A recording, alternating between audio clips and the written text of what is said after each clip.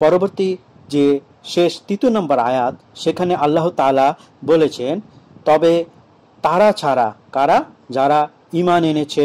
বন্ধুগণ সুন্দর করে দেখেন, যারা ঈমান এনেছে, সৎ কাজ করেছে, পরস্পরকে সত্যের উপদেশ দিয়েছে এবং পরস্পরকে ধৈর্যের উপদেশ দিয়েছে, এই 4 গুণ সমৃদ্ধ মানুষ বাদে সমস্ত মানুষই ক্ষতিগ্রস্ত।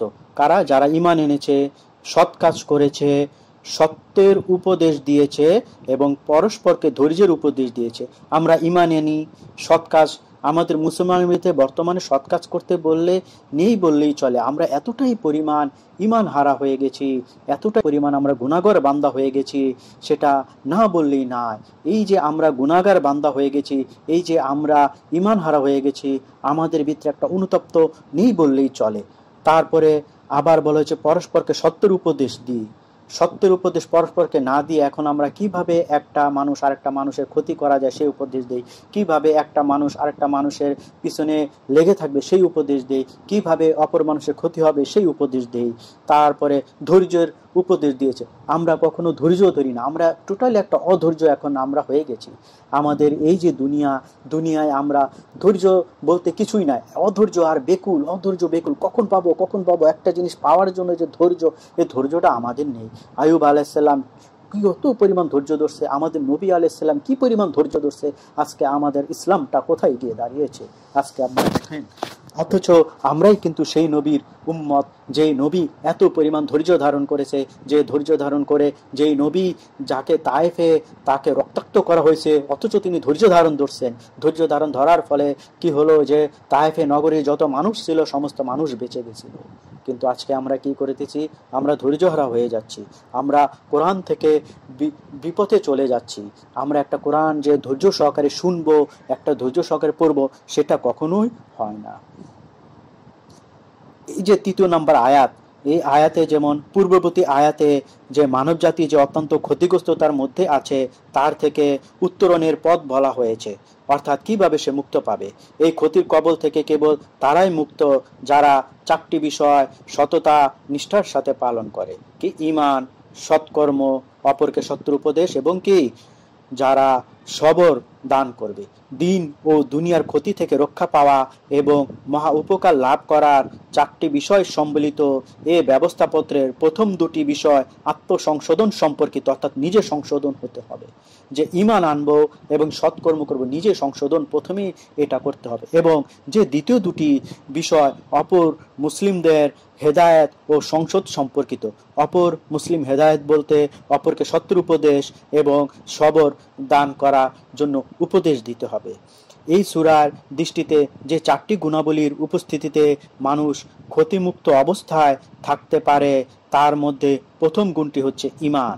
ঈমান শব্দের আবিধানিক অর্থ হচ্ছে স্বীকৃতি দেওয়া, আর শরিয়াতের পরিভাষায় এর অর্থ অন্তরে বিশ্বাস, মুখে স্বীকার ও কাজকর্মে বাস্তবায়ন। দেখেন, ঈমান আনলে হবে না। মুনাফিকরা যারা, তারাও তো ঈমান এনেছিল কিনা? অবশ্যই তারা ঈমান এনেছিল, কিন্তু আমরা যখন ঈমান আনবো সেটা 3টা জিনিস বাস্তবায়িত হতে হবে। কি? 1, বিশ্বাস, মুখে স্বীকার, যেটা বিশ্বাস করব সেটা মুখে স্বীকার করব এবং সেই অনুযায়ী কাজকর্ম করতে হবে। সেই অনুযায়ী যদি আমি কাজকর্ম না করি, তাহলে আমার কোন ঈমান আনা হলো না। এখন প্রশ্ন দেখা দেয়, ঈমান আনা বলতে কিসের উপর ঈমান আনা বোঝাচ্ছে? এর জবাবে বলা যায়, কুরআন মাজিদে এই কথাটি একবার সুস্পষ্ট ভাষায় বর্ণনা করা হয়েছে। প্রথমত আল্লাহকে মানা। কাকে মানা? আল্লাহকে মানা। নিছক তার অস্তিত্ব মেনে নেওয়া নয়, যে তার অস্তিত্ব সেটা না, আল্লাহকে মানতে হবে, বরং তাকে এমনভাবে মানা যাতে বোঝা যায় যে তিনি একমাত্র প্রভু ও ইলাহ, তার সর্বময় কর্তৃত্বে কোনো অংশীদার নেই, অর্থাৎ আল্লাহ একমাত্র শক্তিশালী। অনলি আল্লাহ ইজ অমনিপটেন্ট, অর্থাৎ আল্লাহ সর্বশক্তিমান। একমাত্র তিনিও মানুষের ইবাদত, বন্দেগী ও অনুগত লাভের অধিকারী। তিনি ভাগ্য গড়েন ও ভাগ্য ভাঙেন, এগুলা বিশ্বাস করতে হবে। বান্দার একমাত্র তারই কাছে প্রার্থনা এবং তারই উপর নির্ভর করা উচিত। তিনি হুকুম দেন ও তিনি নিষেধ করেন। তিনি যে কাজের হুকুম দেন তা করা ও যে কাজ থেকে বিরত রাখতে চান তা না করা বান্দার উপর ফরজ। তিনি সবকিছু দেখেন ও শোনেন। মানুষের কোনো কাজ তার দৃষ্টির আড়ালে থাকা তো দূরের কথা, সে উদ্দেশ্য ও নিয়তের ভিত্তিতে মানুষ কাজটি করে, তাও তার অগোচরে থাকে না। দ্বিতীয়ত কি? রাসূলকে মানা। দেখেন, ইমান মানতে গেলে কি, যে রাসূলকে মানতে হবে। প্রথম আল্লাহকে মানতে হবে, দ্বিতীয়ত রাসূলকে মানা। তাকে আল্লাহ নিযুক্ত পথ প্রদর্শক ও নেতৃত্ব দানকারী হিসেবে মানা। তিনি যা কিছু শিক্ষা দিয়েছেন আল্লাহর পক্ষ থেকে দিয়েছেন, তা সব সত্য এবং অবশ্যই গ্রহণযোগ্য বলে মেনে নেওয়া। সাথে সাথে এটার স্বীকৃতি দেওয়া যে আল্লাহ তাআলা যুগে যুগে অনেক নবী ও রাসূল পাঠিয়েছেন, কিন্তু মহানবী সাল্লাল্লাহু আলাইহি সাল্লাম সর্বশেষ নবী ও রাসূল। তারপরে আর কোনো নবী ও রাসূল কেউ আসবে না। তৃতীয়, ফেরেশতাদের উপর ঈমান। চতুর্থ, আল্লাহ কিতাব সমূহের উপর ঈমান, বিশেষ করে পবিত্র কোরআনের উপর ঈমান আনা ও কোরআনের নির্দেশ বাস্তবায়নে সদা সচেষ্ট থাকা। পঞ্চমত, আখিরাতকে মানা। মানুষের এই বর্তমান জীবনই প্রথম ও শেষ নয়, বরং মৃত্যুর পর মানুষের পুনরায় জীবিত হয়ে উঠতে হবে। নিজের এই দুনিয়ার জীবনে সে যা কিছু কাজ করেছে আল্লাহর সামনে তার জবাবদিহি করতে হবে, এবং হিসাব নিকেশ যেসব লোক সৎ গণ্য হবে তাদেরকে পুরস্কৃত করা হবে, এবং যারা অসৎ গণ্য হবে তাদেরকে শাস্তি দেওয়া হবে। এই অর্থে আখিরাতকে মেনে নেওয়া। কিন্তু আমরা আখিরাত যে আছে সেটাই ভুলে গেছি, ভুলেই তো যাব। আমাদের ইমানই তো দুর্বল। এরকম দুর্বল ইমান নিয়ে কিভাবে আমরা আখিরাত বিশ্বাস করব? আমরা জেনা করতেছি, আমরা পাপ করতেছি, আমরা হারাম খাচ্ছি, এদিকে আবার ওইগুলোর গুণগানও গাচ্ছি, এগুলো আবার প্রকাশ্যেও বলে বেড়াচ্ছি। পরকাল যে একটা আছে সেটা তো আমরা ভুলেই গেছি। সেই জন্যই তো আজকে আমরা ক্ষতিগ্রস্ত। ষষ্ঠ, আল্লাহ তাআলা বলছে তাকদীরের ভালো বা মন্দ আল্লাহর পক্ষ থেকে নির্ধারিত থাকার বিষয়টি মেনে নেওয়া। মূলত ইমানের এই 6টি অঙ্গ যে কোনো লোকের নৈতিক চরিত্র ও তার জীবনে সমগ্র কর্মকাণ্ডের জন্য অতি জরুরি। যেখানে ইমানের অস্তিত্ব নেই সেখানে মানুষের জীবন যতই সৌন্দর্য হোক না কেন তা আল্লাহর নিকট গ্রহণযোগ্য নয়। ইমানের পরে মানুষকে ক্ষতি থেকে বাঁচার জন্য দ্বিতীয় যে গুণটি অপরিহার্য সেটি হচ্ছে সৎ কাজ। কোরআনের পরিভাষায় একে বলা হয় আমাল সালেহা। সমস্ত সৎ কাজ এর অন্তর্ভুক্ত। কোন ধরনের সৎ কাজ ও সৎ বৃত্তি এর বাইরে থাকে না। কিন্তু কোরআনের দৃষ্টিতে যে কাজের মূলে ঈমান নেই এবং যা আল্লাহ ও তার রাসূল প্রদত্ত হেদায়েতের ভিত্তিতে সম্পাদিত হয়নি তা কখনো সৎ কাজের অন্তর্ভুক্ত হতে পারে না। তাই কোরআন মাজিদের সর্বত্র সৎ কাজের আগে ঈমানের কথা বলা হয়েছে। সৎ কাজের আগে কার? ঈমানের কথা বলা হয়েছে সৎ কাজের আগে, এবং এই সূরায়ও ঈমানের পরেই এই কথা বলা হয়েছে। 4, হক শব্দের কয়েকটি অর্থ বর্ণিত হয়েছে। যে ইবনে আব্বাসের মতে ঈমান ও তাওহীদ। কাতাদা বলেন, কুরআন সুদ্দি বলেন, এখানে হক বলে আল্লাহকে উদ্দেশ্য করে নেওয়া হয়েছে। কোন কোন মুফাসসিরের মতে এখানে হক বলে শরিয়াত নির্দেশিত কাজগুলো করা এবং শরিয়াতে যে নিষেধ কাজগুলো পরিত্যাগ করা বোঝানো হয়েছে। ইবনে কাসির কারো কারো মতে হক বলে এমন কাজ বোঝানো হয়েছে যা অস্বীকার করা কোনো উপায় নেই, আর তা হচ্ছে যাবতীয় কল্যাণমূলক কাজ। সেটা তাওহীদ, শরিয়াতের অনুগত, আল্লাহর কিতাব ও তার রাসূলের অনুসরণ, দুনিয়ামুখী ও আখিরাতমুখী হওয়া সবই বোঝায়। তাই সার্বিকভাবে আমরা এই কথাটাই বলতে পারি যে আমাদের ঈমান এবং যে সৎ কাজ, সেটা ঈমান আনার পর আমাদের কি সৎ কাজ করে নিজেকে সংশোধন আগে আনতে হবে, যে দুটো দিয়ে বোঝানো হয়েছে। তারপরে আমাদের যে সার্বিকভাবে আমাদের যে হকের আদেশের প্রতি ওসিয়ত বিষয়টি ওয়াজিব হক ও নফল হক উভয়টি শামিল। যেমন আমরা আয়াতের অর্থ এরকম যে সঠিক নির্ভুল সত্য ন্যায় ও ইনসাফ অনুসারী এবং আকীদা ও ঈমান বা পার্থিব বিষয়াদির সাথে সম্পর্কিত প্রকৃত সত্য অনুসারী কথা বলতে হবে, প্রকৃত সত্য অনুসারী কথা বলতে হবে। আর এটা না করলে অবশ্যই ক্ষতিগ্রস্ত হবে, বরং আল্লাহ লানতি পতিত হবে।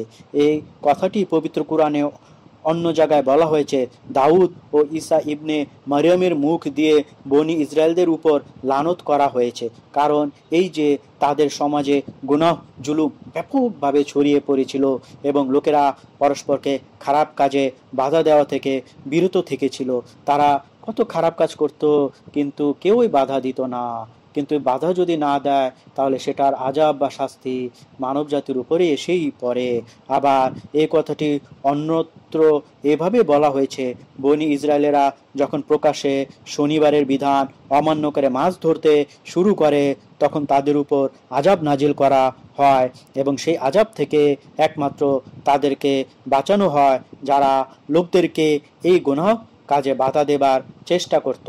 যে আমরা জানি যে বনী ইসরায়েলের সময় শনিবার দিন কোরআনের আয়াত বা কোরআন শোনার জন্য নদীর ধারে আসতো। সেদিন মাছ ধরা নিষিদ্ধ ছিল, কিন্তু সেটা অমান্য করে তারা সকলে কি মাছ ধরে ছিল।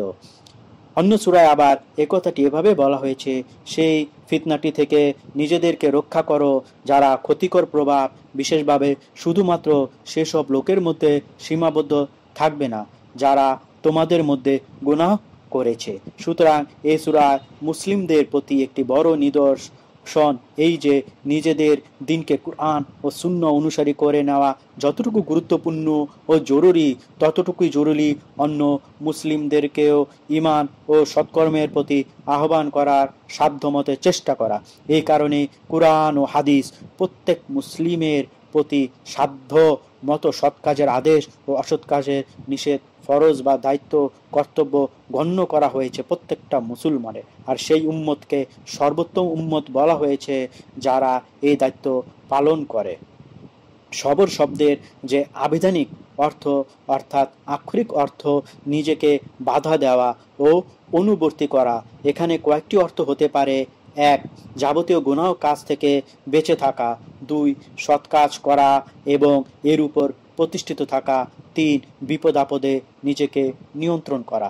সুতরাং সৎকর্ম সম্পাদন, গুনাহ থেকে আত্মরক্ষা এবং এই সংক্রান্ত বিপদ আপদ মোকাবেলা করা সবই সবরের শামিল। সুতরাং আয়াতের অর্থ হচ্ছে হকের নসিহত করার সাথে সাথে দ্বিতীয় যে জিনিসটি ঈমানদারগণকে ও তাদের সমাজকে ক্ষতি থেকে বাঁচাবে তা হচ্ছে এই যে এই সমাজের ব্যক্তিবর্গ পরস্পরকে সবর বা ধৈর্য ধরা উপদেশ দিতে থাকবে।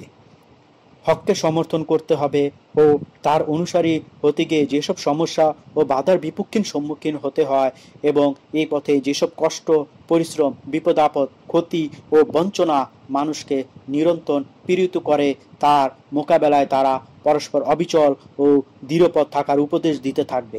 সবরের সাথে এইসব কিছু বরদাস্ত করার জন্য তাদের প্রত্যেক ব্যক্তি অন্যকে সাহস যোগাতে থাকবে। এখানে আমরা সূরা তুর যে আসর, এই আসরের আলোচনা শেষ করলাম।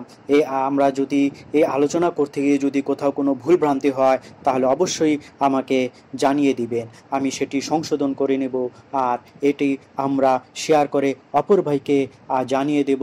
এভাবে আমরা ধারাবাহিকভাবে কোরআন নিয়ে আমরা আলোচনা করব, জানবো, অপর ভাইকে জানিয়ে দেব। তাহলে আমরা একমাত্র আল্লাহ তাআলার মনোনীত যে জীবন, ইসলাম এবং যে বিধান এবং নবীর চলার পথ সে সম্পর্কে জানতে পারবো, মানতে পারবো। আল্লাহ তাআলা আমাকে সেইভাবে আমল এবং চলার তৌফিক দান করুক। আমিন।